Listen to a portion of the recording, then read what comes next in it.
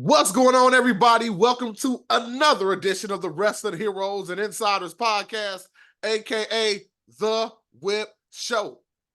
Thank you very much for tapping in with me. As you know, this has been one of the best seasons ever. We've had author Dirk Manning. We've had WWE superstar Big Vito on the show. We've had AEW and WWE's World's Strongest Man, Mark Henry. And now we're going to keep it going with something big as well. We got another author. See, this season, we're really author heavy, and I like that because not only do we like to watch pro wrestling, we like to read about it as well. Now, before we get into it, you know what to do. Like, share, subscribe, tell your friends to tap in. Also, make sure you check us out on all audio platforms. YouTube, just subscribe to Whip Show Podcast. On Roku, check us out on Mize TV. And right there in the 419 of Toledo, shout out to you, WAKT 106.1, Toledo's community radio station. But with that being said, as I said, I got a star on the show today. And I'm going to call him a star because that's what that man is, because he wrote about one of the greatest wrestlers in the world. I want to bring in author Jon Finkel, and he's going to talk about his amazing book about Macho Man Randy Savage. How are you doing today, sir? I am great. Thank you for having me on. Thank you for that intro. I love following Mark Henry, a powerlifting superstar that I've always emulated. I have a garage gym about 15 feet from me and benched myself this morning. Probably several hundred pounds less than Mark, maybe even less, maybe 400 pounds less than Mark. But I appreciate that intro. No problem at all. No problem at all, man. Well, first things first, I gotta ask you. You wrote this great book, Macho Man. Well, do you have a copy for the video people to take a look at? I do. Right here. Macho Man comes out April 2nd. The Untamed, Unbelievable Life of the one and only Randy Savage. Absolutely, man. And I think April 2nd is so apropos because what else happens that week? WrestleMania week, man. So it's a great time to drop it. Was that by design? Oh yeah, that was when you do a book, you pitch a proposal and all kinds of marketing aspects come in play. And so when I started writing it almost 2 years ago, the goal was all the deadlines of printing and editing and everything was built towards having it come out WrestleMania week. Absolutely amazing, man. Well, before we even get into the book, I want you to tell me a little bit about yourself. How did you get connected to this wrestling world? Because I was looking at your history. You do a lot of books about other sports. So how did you get into wrestling? Yeah, well, I grew up a diehard wrestling fan. I came up as a kid in the mid '80s, late '80s, and so I grew up. My early first favorite wrestler was Big John Studd, and I used to call myself Little John Studd. My two favorites were Big John Studd and Junkyard Dog. And then as I got a little older, Macho Man entered my life, and he became my favorite, basically of all time. Just everything about him, the flying elbow I would do to my brother on the, jumping off my bed or jumping off a couch, and the spinning and the charisma and Miss Elizabeth and all this stuff. And so just the catchphrases that even before people even knew they were catchphrases, just the way he talked was captivating. So I've been a fan of his. Like I said, WrestleMania 3, I was about 8, and ever since. And when I started writing books, this was like a bucket list biography for me. I didn't want to do it as my first book, and I just kind of hope nobody decided to tackle it. Thankfully, they didn't. And so I wrote for a lot of magazines: Men's Health, Men's Fitness, Muscle and Fitness, GQ, New York Times, Yahoo Sports, all that stuff. And when I was with Muscle and Fitness, I did a lot of cover stories on wrestlers. So I did big features and traveled to do stories on Batista and Triple H and Brock Lesnar and Randy Couture for UFC and a lot of those kind of guys. And so I was in that world writing wise. But my other books have been on more, I guess, mainstream athletes, football, basketball, those kind of things. But yeah, I've always wanted to do this one, and the fact that no one did it is great, and the fact that I was able to do it is even better. Well, we thank you for that, man, for real. And that's, when you think about it, that is crazy. Macho Man Randy Savage is one of the largest personalities ever in the world of sports entertainment. And I'm surprised no one has written a book just about him like this before. I'm really glad they did. When I look for books to write, I always look for what I call one of ones, either through a story or a person. So one of my first big biographies was of Charlie Ward. So any sports fan listening, won a Heisman Trophy, won a national championship at Florida State, and then goes on to play in the NBA and plays point guard for the NBA Finals for the Knicks. So I don't think we'll ever see a Heisman Trophy winner play point guard in NBA Finals probably ever again, or even play in the NBA ever again. I did a book with Mean Joe Green, who has an incredibly unique story, coming from a small school, going to a team that stinks, the Steelers, and then becoming the best defensive player of the '70s. And I did books on the Seattle Supersonics. Again, totally unique scenario where you have a big major metropolitan area with a championship winning team losing the team. And so I'm used to these kind of stories, and Macho always fit that bill. And it just took a little bit to get around to it. And I'm glad when no one in the meantime decided to jump in, because I always felt, even when I put the proposal together years before I wrote it, that I would be the perfect guy to write it. And I'm glad I finally was able to, and that people can read it. That is awesome, man. And you brought up WrestleMania 3. That's pretty dope because what area are you from? I'm actually from the Detroit area myself. So I Oh, went to wow. WrestleMania 3 at 7 years old at the Pontiac Silverdome. Oh, nice. You're my age. I'm from Boston. So Okay. I used to see these guys at the Worcester Centrum and the Boston Garden. Okay. Nice. Nice, man. Now, you're talking about Macho Man, and we know he was one of the most larger than life personalities ever. Don't you think he almost was a little bit before his time? Because he was before they actually wrote autobiographies that WWF and WWE put out. So again, it was beneficial for you. But man, don't you think he was a little bit before his time? He was an entertainer, equal parts entertainer, wrestler. And obviously, Hogan was the big guy back then, it was a 1A wrestler, and then Macho was right there. But from a ahead of his time standpoint, his promos were absolutely ahead of his time. Maybe Ric Flair at the time was the only one who was I won't say close, because their promos were completely different. But he, with his use of the full screen, walking around, he wasn't just standing there in the camera. He was circling Mean Gene and, on balance, off balance, I'm better than you are, all the stuff he did. And then in addition to that, the outfits, obviously robes were fine, but he took it to a whole level with custom outfits and custom hats and all those kind of things. And then one of the biggest ways, it was size wise, right? Like most of the guys in his era when he came in were kind of true blue behemoths, right? They were, Andre the Giant was obviously a giant. You had Big John Studd, you had Hulk. These guys were 6'5", 6'6", and above. Even his own brother was 6'2", 240. So he was 6 foot, listed as 6'1", so we know about 6 foot. And coming in from baseball, at 185, he had to make up, put on 30, 40 pounds, 50 pounds of muscle just to compete. So size wise, he would fit more in, yeah, with, you could see him now with like an LA Knight type of guy, fitting in with more like a Cody type of guy. Whereas back then he took up space with the spinning, and he walked on his tippy toes and the boots and all that. But from a realistic size perspective, he would belong more in today's era. And I'm glad you brought that up because that was one thing you talked about in the book. Back in the day, Lanny actually was bigger than Macho, but they were Yeah. all muscular guys. Even Angelo, his father, was Yep. a big guy, man. So I guess that weightlifting, working out was always in their family, man. You talked Yeah, about that. Angelo. For those who don't know, was a fitness nut, and when he was 21, he set the world record for the consecutive number of push-ups. I'm sorry, of sit-ups ever done. So if you're curious, it wasn't a sit-up like you or I did maybe in high school. It was a standard world military sit-up, which means his legs were straight, and he had to do a sit-up and touch one opposite elbow to one opposite knee, and then go down. And so, if that doesn't sound hard enough, he did 6,033 of them and did it nonstop over 4 hours and 10 minutes. My gosh, Lord have mercy. Well, Wild. well, you open the book and you start off talking about Lanny Poffo and researching the family.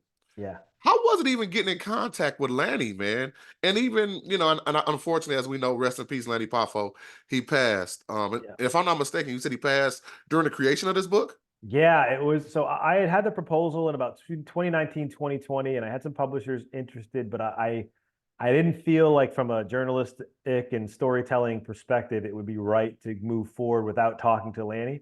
So it kind of just hung around for a year. I did a book before this called 1996, a biography. And it's like I did a biography of a sports year instead of a person, like why I think 96 is the greatest sports year ever. And there is a chapter on wrestling in there. 96, our diehard listeners will know, debut of Stone Cold as he was the ringmaster back then, and the debut of The Rock back as Rocky Maivia. But it was the first time they came into the WWF was in '96, the same year. And so a guy named JP Zarka at Pro Wrestling Stories had he was a source for me in that book. And then he had also done earlier a podcast and some Facebook like articles with Lanny. So I just reached out to him again and said, "Hey, I see you've done some things with him. Is there any shot you can maybe put us in touch?" And Lanny, he lived in Ecuador half the year. He wasn't all over social media. He wasn't available all the time. So it took about a year to get in touch. We finally connected through, like an off-brand Telegram, Facebook thing that he was on to talk, cross country, not on a cell phone.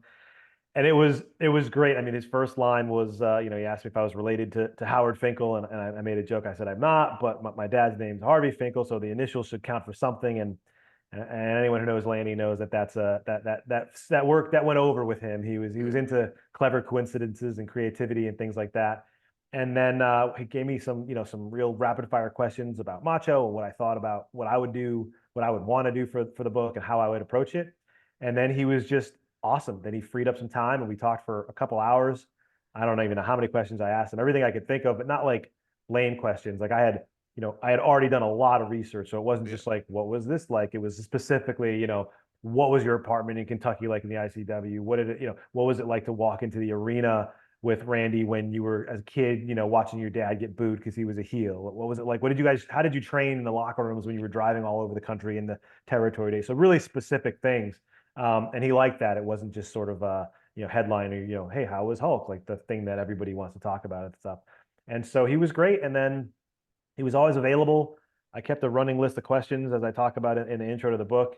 And then I got the text that he passed away, and I called them Lanny cues. They were literally right next to me on this desk here when I found out that he passed, and it was really sad for his family and friends. He was a titan as far as a historian in wrestling, and I dedicated the book to him. And it bums me out that he's not around to read it, but I think he would have really enjoyed it.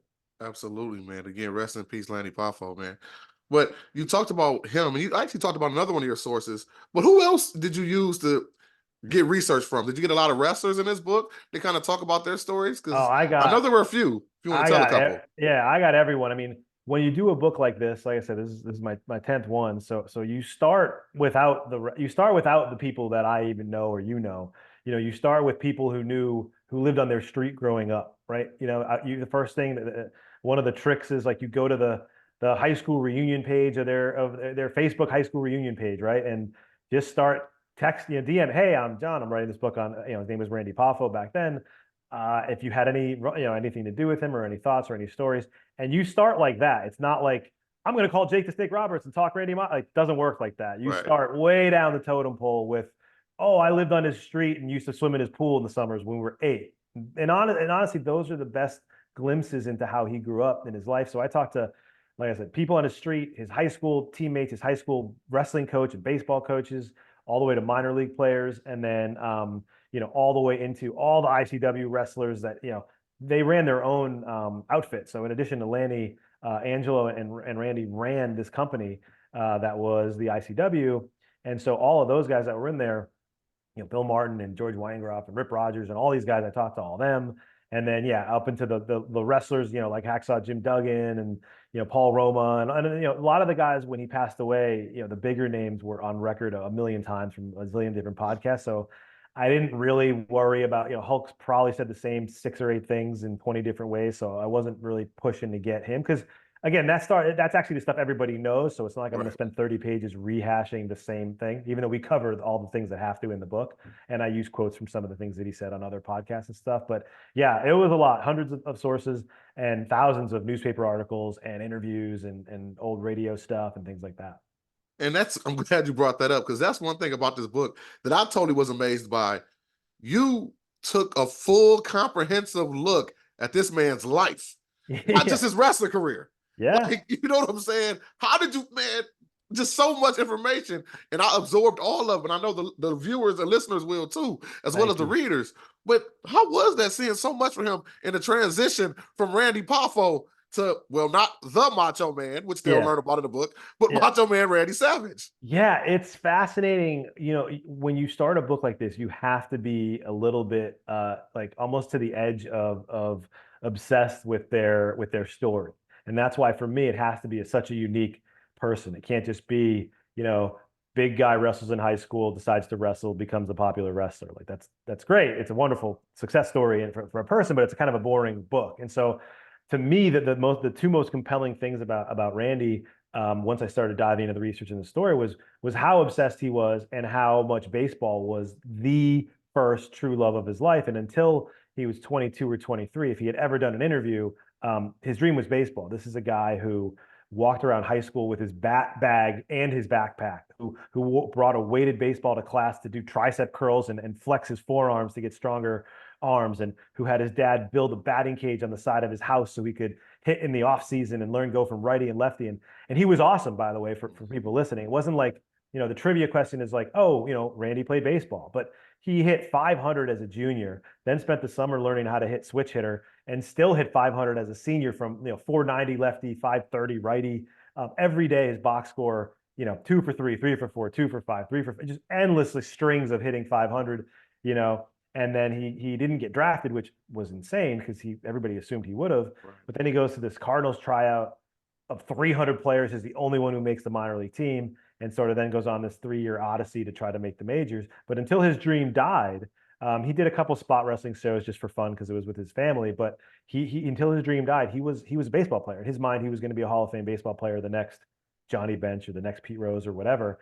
And so for your question of like going through that stuff, all that stuff's in the newspapers. There was no social media. There was no every single box score from all of his minor league games is in the Tampa Tribune from 1971 and all the places that he played. So it's fascinating. It's like looking a window into history. Nice, man. Nice. Now, there was a story when I do these interviews about authors, it's kind of hard because the book is so good, but I don't want to give away it all. I want people to absorb the juice of it. But it was one story that I got to bring up. You talked about how the voice was created and the name, man. Now, do you feel comfortable at least talking about how the voice started? Because for years I thought it was his legit voice all the time. Yeah, the voice. Yeah, so the story about the name I think is well worth reading about because there's a bunch of versions and I put them on trial like a court case, and so you can decide for yourself which one is true because Macho told several that contradicted himself. His mom, even in her obituary, the story contradicts one that she's told earlier. So I think readers will enjoy reading that, and it's actually one of my most fun parts of the book of writing. The voice, yeah. So there was a wrestler when the boys were sophomores and juniors in high school. They were a year apart. Their father, who we mentioned was a pretty big time, territory wrestler, got an opportunity to go wrestle in Hawaii for Peter Maivia, so the Rock's grandfather's promotion. And while they were there was a wrestler named Pampero Firpo, the Wild Bull, and he used to do these radio promos. And I found one on a YouTube Reddit wormhole that still exists, but he sounded a little bit like Randy, but he would end all the promotions, and I'm making it up, but it would be like, come to the Waikiki Plaza tonight and see, Big John Studd and whoever. And at the end, he'd be like, well, it's going to be, a madhouse. Whoa, yeah. And he sounded like that. And so when Macho went from Randy Poffo, who was a skinny 6 foot, 185-pound wrestler, a baseball player, to, transitioning to a 210, 220, 230-pound wrestler, became Randy Savage. He basically kind of did the opposite of, minor leaguers back then were clean cut. He was clean shaven, short hair. When he took on wrestling, he basically took on a completely opposite look. He grew his hair long to the rest of the Macho Man that we know, grew the beard that we see, ditched the jeans and t-shirt for the classic, kind of off baseball duty look, and went with all, he started leopard prints and all the things he started doing with his work. So they needed a voice to go with it. And he had already changed his name from Poffo to Savage so that he and Lanny could wrestle each other in their own company and people wouldn't know they were brothers. And he used Savage because he was a madman and he did wrestle like a crazy guy. So that was where they got the Savage from. And he was terrible on the mic, funny enough. And Lanny told me Lanny was very clever, very bright, very gifted with words. That he was the genius in the WWF. But even before that, he was an announcer for a lot of their matches. He was eloquent and smart. And Randy went to him and was like, I'm bombing these things. And he's like, you need a gimmick. I mean, we all need a gimmick. You can't just go scream. You need a reason to scream. And so Randy, they settled on something because he was Savage in the vein of the Pampero Firpo voice and tone. And, Randy went into the bathroom and looked in the mirror and spent months and months building this voice. until it was kind of ready for prime time. And you can even see it develop over some of the old local TV spots that he did, where at first it was kind of growly and then it was gravelly. And then it was both growly and gravelly. And then he started doing the real gut with the vein thing. And that was basically his voice for the rest of his life once that happened. Man, amazing. And you talked about him being a savage. And one thing you talked about in the book, too, speaking of his voice, basically he was a method actor also. And if anybody out there knows about the acting world, what method acting is, where you go full force into your persona, Yeah. 24/7, 365. And sometimes it can overtake us. And with that being said, we got to touch on it because you brought it up in the book, his love for Liz. I Yeah. think there's no question that the man loved Liz, but how would you kind of describe their interaction from your vantage point? Yeah, he met her. He was at her all meathead dudes meet a girl at the gym, right? She was the cute girl checking him in, like, have a good workout. Oh, you too. Oh, hey, So they met like a regular couple would. He immediately, she had a communications degree, so he rolls her into the ICW. This is really small territory promotion. She's doing editing, she's doing on camera stuff, and then when he finally gets, I'm skipping past the Jerry Lawler area, but when he finally gets to the WWF, they want to give him a female valet that he can honestly treat poorly. That was the whole point, was for him to demean her on camera, to get him, he wanted to be a heel. They wanted him to be a bad guy. And he recommends her, and she's beautiful and talented and can pull it off. And so she comes up there. And then their relationship was all on camera and off camera. They were never apart. I mean, there was no break. They were also, he was 32. She was, 25, 24, something like that. And it was intense is the best way to describe it. And it would be fair to say that at a lot of times, the not only was the real life storyline pulled into the wrestling storyline, but he couldn't dial down the feelings, the emotion of what was happening. So he would he would clearly find himself almost trapped in the character when, George the Animal Steel would carry her off out of an arena, and he's swearing at him and trying to chase him down. And then he'd come back in the arena and be like, "Where's Liz?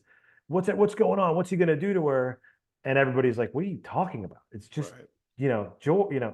George, who's 55, man, like, he's over there." And he's like, the audience is screaming. They're doing what you want them to do. Like, relax. So there were definitely moments where he almost had like the storyline goggles on and couldn't take them off for the real world until it was too late. Now, I want to personalize this a little bit, talking to you directly. What was your favorite Macho Man match? And what was your favorite incarnation of Macho? Because we know we had the independent, quote unquote, Macho Man Randy Savage. We had the 3 stars. Yeah. We had the Macho King. We had NWO. What was Yeah. your favorite incarnation, and what was My your favorite match? favorite is the 3 stars, the era of him and Mean Gene with the purple shirt and the cup of coffee in the big time, the cream with crop, and all of that time. So, you're old enough to remember. Did you have the Macho Man action figure, the LJN? I had the Wrestle Buddy. I had the lunchbox. I think there was I think Hulk Hogan was on it too. I mean, I had everything. I had all the stuff you could possibly have, and so that was my favorite, because now it's because of social media, people are hitting cream of the crop and all these things. Yeah. But before all of that, I had so many of the other lines that I thought were big. He has one where he almost trips when he walks into Mean Gene. He's like spinning, and he says, "Oh, you're a little off balance there." And he's talking to Steamboat, and he's like, "On balance, off balance, I'm better than you are." And he has all these great lines that I love. And so that's my favorite incarnation. And my favorite match, Steamboat's definitely the best. WrestleMania 3 is definitely the best. But my favorite match is because at the time, these were by far my 2 favorite wrestlers, was against Warrior in WrestleMania. This is one where you really see the size difference and how incredible it was that Macho pulled off what he did as a wrestler, because he looks like a little brother out there against Warrior. I mean, he's so much smaller. I mean, he's 230 or whatever he is, but Right. Warrior's like 290, 6'3", just yoked to the massive, And so that match physically, when Warrior thinks can't understand why his powers aren't working, and Macho drops the elbow 5 times, whatever it is, that's my favorite match. Nice, good call right there. I didn't expect that one, but that was actually a really good call, man. That's a good call. Thank you. Now, I know you probably talk about this all the time in your interviews, but we got to touch on it because it was a massive part of his career. His on again, off again friendship with the Hulkster. Yeah. What did you actually doing more research into? Because obviously we heard from what we heard from the outside, but Yeah. doing research, what did you think about their friendship? So in the beginning, it sounds like, from the research and all the interviews, they were real friends. They had a lot in common, obviously. And then they started this storyline, and they were both about the business first and about the fans first.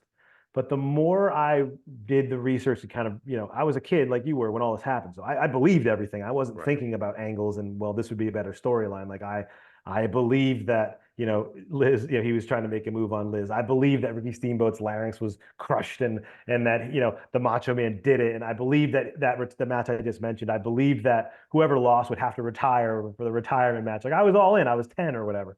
Um, but from the standpoint of Macho Man himself, and Hulk, it's like, if you were Macho and you finally get to this point in your career and you finally win this title that you've wanted ever since the minute you decided to be a wrestler, it's kind of messed up that Hulk was in the ring doing all the stuff with you and was the one in the ring raising your hand. He never, and eventually Hulk left to go do movies and stuff for that year. But the shadow of Hulk and not having pinned Hulk, Yeah. I never thought it was a bit, even when I started researching, I was like, these guys are pros, and it probably didn't bother him too much and all these things.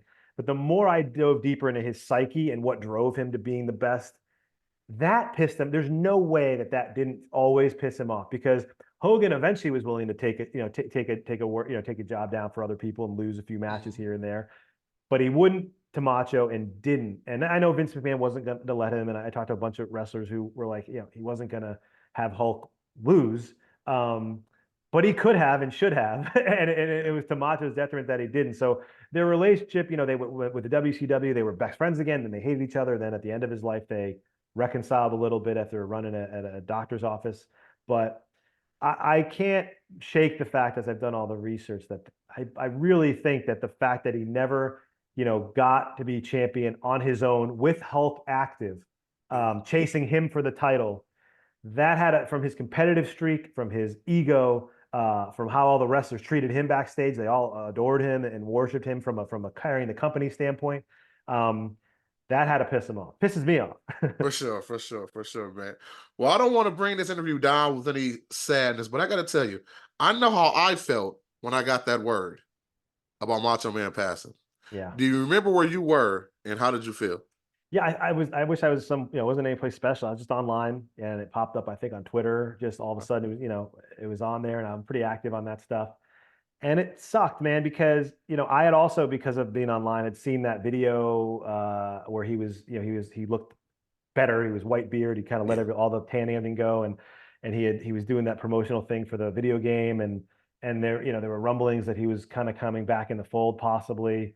And so, to the extent that I thought about it before that, I mean, it was a conversation here and there with my other friends who follow wrestling. Like, man, wouldn't a comeback, not a wrestling comeback, but a welcoming back into the fold be great. And then it was right around then that he passed away, and it sucked. And I think that we never got that big return that these guys get when they get to that age where there's a little bit of time, um, where we haven't seen them for a bit, and then they become that icon. I mean, imagine a surprise pop at a WrestleMania with him and Steamboat, or yeah, or a surprise something at a SummerSlam with him and Hogan showing up. And I mean, there's so many things you can think of that we were robbed of, and he was seemingly finally at peace and happy with his place in wrestling, with his yeah. place in life. And it just was a tragedy. For sure, for sure. Because we're definitely not going to talk about that TNA match he had, because that should not have been the final one we had of Macho. I'm just No, saying. I don't spend very much time on the last 18 months with TNA, and even the Team Madness and all that was, the way Lanny described it was, he was physically ailing, mentally kind of not really knowing what to do after wrestling, but not knowing how to let Yeah, go. And so, Lanny's comment was he surrounded himself with gimmickry to try to stay relevant. And I call one of the chapters describing that time in the book, dark macho. Like, he's got these all black clothes now, and he's dyeing everything yeah, jet black, and the jet black ponytail and the sunglasses, and he's trying to be kind of a hard ass a little bit, and right. he's trying to stay relevant that was the Attitude Era, but he's now almost 50, and it just doesn't. It's not him. The beauty of Macho, the thing that you and I fell in love with, was his joy and Yeah, his entertainment and the charisma and the fun he had with everybody, even when he was going crazy. And these promos came off as more as like that old man shouting type of thing. And so it was how I was glad when I researched to understand that as he let all that go, and that was something Lanny mentioned was, within the last 3 or 4 years of his life, stopped dyeing his hair. I mean, you've seen pictures; he was Mm. completely like Santa Claus, white beard, Yeah. white hair. He stopped going to the tanning booth. His skin looked healthier. He dropped some of the weight, that he was trying to maintain to look, 35 at 55, and he looked like he was in a place where we were going to see something really great from him on a comeback, but in the public eye at least, and we didn't. For sure, for sure. Well, I don't want to keep all your time today, but like I said, we've talked about so much of this book, and there's so much more. Definitely, Yeah. guys, you want to go get this. But John, I want you to let people know why exactly should they go out and get this book when it comes out. If you grew up when we grew up in the 80s or the 90s and you were following Macho Man, following wrestling, this is like a time, like a wormhole into your childhood. This is a full nostalgia trip. It's a fun book. It teaches you a ton of things you didn't know. I start each chapter, as I always have in all my books. They're all stories. Everything's a story. There are all these characters in there. You learn all new things about him, about the wrestling business, about Hacksaw Jim Duggan, and all these guys who you see. Spider-Man. I talked to extras on Spider-Man. I talked to the people who saw him read Night Before Christmas for George Steinbrenner's children's charity in New York, for the Yankees. In Tampa. And so, if you're interested at all in what it took for him to go from a skinny, almost making it to the Major League Baseball player to the icon that he was, how Slim Jim came to be, his real stories behind how he was with kids, with philanthropy, which are really, really fascinating. Even how Spider-Man came about and how that changed certain things in his life, and his relationship with his brother and his dad, and what it's like to be a second generation wrestler, and Liz, and the secret stuff, behind the scenes with the Jake the Snake bite, all this stuff. Like you said, it's 300 pages and 110,000 words and everything you'd want to know about Macho. So you open it up and start reading, you're going to feel like you're 10 again. I cover all the high notes and all the stuff you don't know also. Very much so. Now, where can they get the book? So they can get it April 2nd anywhere books are sold. I'd go to my website, jonfinkel.com. I have a newsletter called Books and Biceps where I share a reading recommendation and author interviews and also a lot of behind the scenes stuff for my book. So I would definitely sign up there. There's always a link to buy there.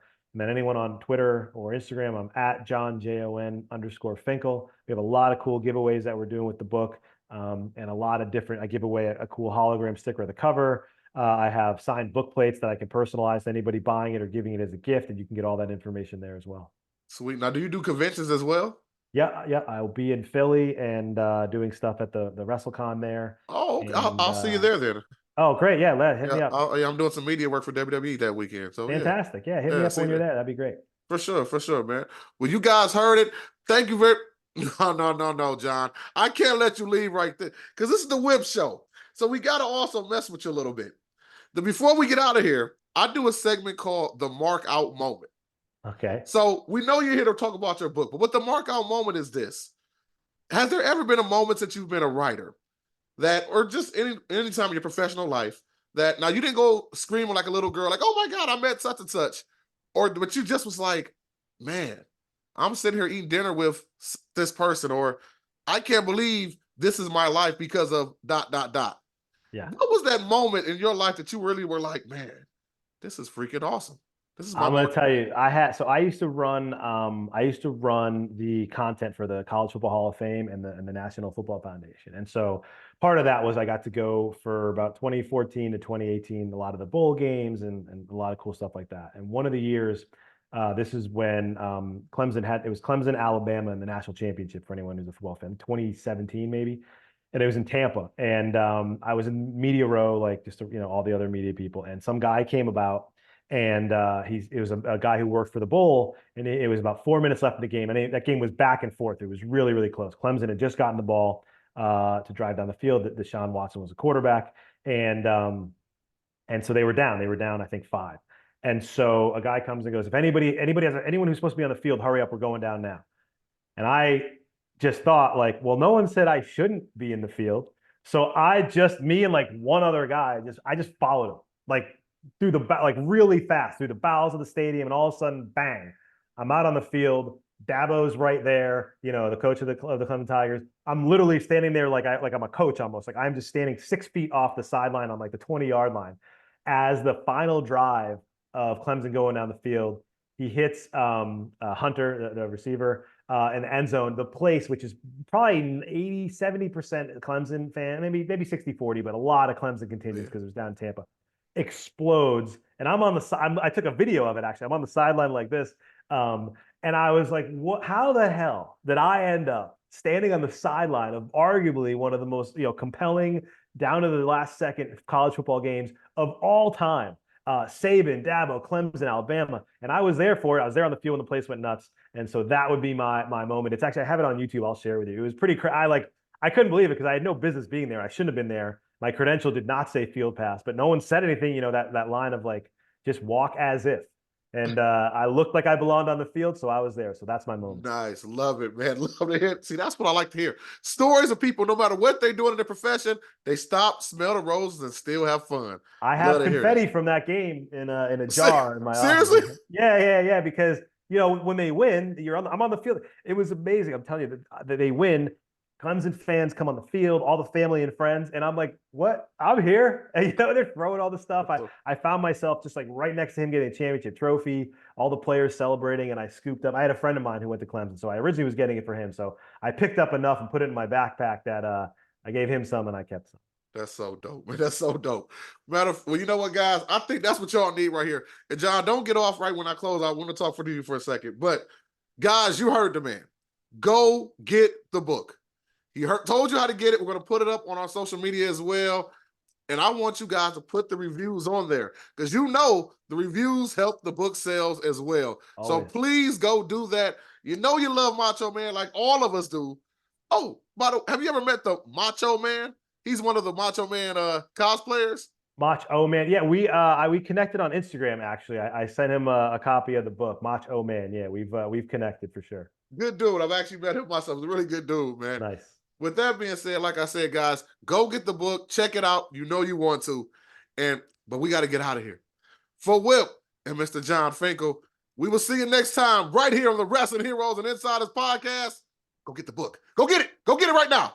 Well, the date, April. Go get it. Go get it. All right, I'm out of here. Later.